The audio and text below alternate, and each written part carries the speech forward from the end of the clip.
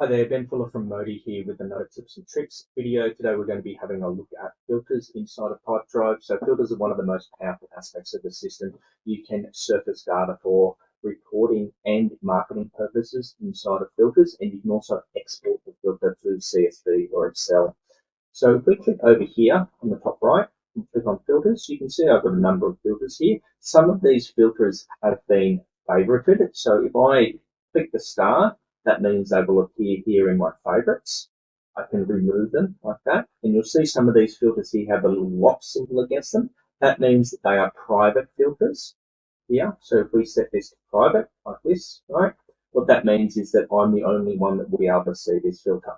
So if I click here, if I want to return to the view where I can see everything, i.e. turn off the filter, I just click owners, everyone, and it takes me back to the default view.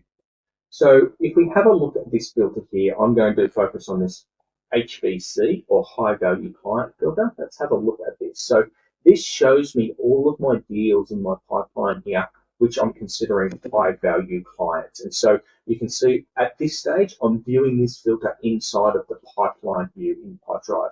I can also come across here, select the same filter and view exactly the same data, the same deals in a list or a spreadsheet style view. From this view, I can add additional information that I might want to see, for example, the value of these deals. And when I do that, it will add the column to the right. If I untick one of these, it will remove that column from this view. Now, importantly here, if I click this little button, next time I come back to this filter, it will save exactly the same columns for me when I return to it. When you're viewing data in list view, it's important, if you want to have the same columns display, to click this button here. While we're inside of the filter, let's have a look at the conditions for this filter. So in this case, show all deals that match all of these conditions. So these conditions are deal label is HVC, deal status is open, and deal pipeline is new sales. This means that for a deal to show in this filter, it must meet all of these conditions. So in this case, what I'm doing is all of the open deals that are in my system that have the deal label HVC that are in my sales pipeline are showing in this particular filter. Now I can add conditions to this filter. So for example, let's add deal industry is aviation, and then I can update the name of the filter here and hit save, and we're seeing the same data but with an additional condition added in here like this, which is the industry condition.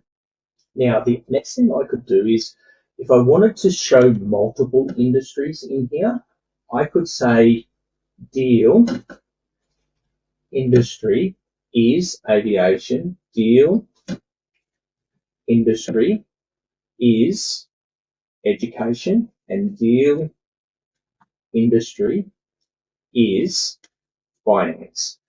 What this filter is now doing is that any deal that shows in the filter must meet each of these conditions. So deal label is HVC, and deal status is open, and deal pipeline is new sales. The conditions below the line, however, are all conditions versus and conditions. This means that the deal industry could be aviation or education or finance. Understanding the difference between the and conditions here and the or conditions here is the secret to being able to build the exact filter that you wish. When I hit save here, we should see a couple more deals pop into here. You can see here 2 more deals have popped in because we've got the or condition around the industry.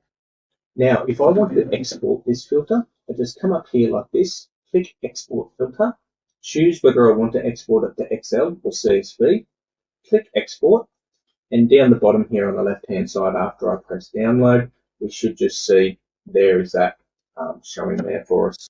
So what I'm going to do now is just click back into my filter, remove the additional conditions like this, save like that, and we now have the original conditions of the filter showing. Now, if I wanted to update this filter or change this filter or create a very similar filter, rather than starting from scratch, what I'm able to do is just edit the filter and then click Save as New. So let's say I want to create a low value or maybe a high value filter that's showing me all of the lost deals rather than the open deals. Okay, so let's go with one. And in this instance, I'm going to just HVC 1. Let's call it 1 deals. And then what I'm going to do is click Save as New. So this is showing us all of our HVC deals that have been won. What you'll see here is a new filter has been created. I can come back in here, make this a shared filter. By default, they will save as private filters. And I can also star this filter. So let's star that filter. And you can see here, now we have our HVC aviation deals and we have our HVC 1 deals. Now you can also create filters inside of persons and inside of organizations. And so you don't need to always filter by the deals. So for example, if we have a look in here, we've got a whole bunch of filters that are related to the person here. And so in this case, I could create a filter for argument's sake where we're looking for people where the person marketing status is subscribed, person email is not empty, and person phone is not empty. This is going to give me everyone in my database who is subscribed to our mailing list that has an email and they also have a phone. And this might be marketing list, for example. And I can hit save on that. And this shows us 685 people. Now, I can use this marketing list inside a Pipedrive campaign, and that will send an email once I set up that campaign to all of these people here. And because I've included the phone number here, I could also export these filter results, place them into a bulk SMS in a telephony plugin, and send a bulk SMS for argument's sake. So as you can see, the use of filters is wide-ranging and they're extremely powerful. Thanks very much for watching.